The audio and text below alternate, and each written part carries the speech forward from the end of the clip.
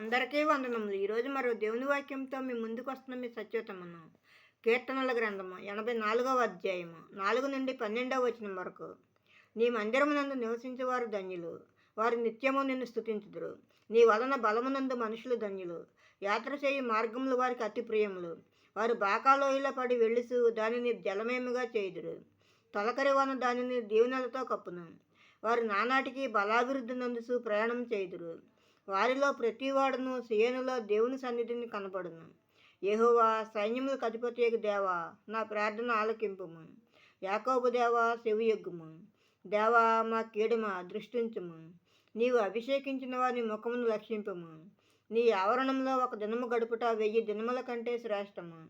భక్తిహీనుల గుడారములలో నివసించుట కంటే నా దేవుని మందిర ద్వారమునద్ద నుండుట నాకు ఇష్టము. దేవుడైన యెహోవా సూర్యుడును కేడుమునై ఉన్నాడు.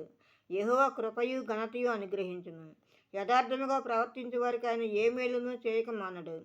సైన్యములకు అధిపతియగు యెహోవా, నీ యందు నమ్మిక ఉంచువారు ధన్యులు. ఆమేన్. మరో దేవుని వాక్యంతో రేపు ముందు ఉంటాను. అందరికీ శుభరాత్రి. మన ప్రభువును ప్రియరక్షకుడైన యేసుక్రీస్తు కృప, కాపుదల, రక్షణ, ఆశీర్వాదము మన అందరికీ ఇప్పుడు ఎప్పుడు సదాకాలము తోడై ఉండును గాక. ఆమేన్, ఆమేన్, ఆమేన్.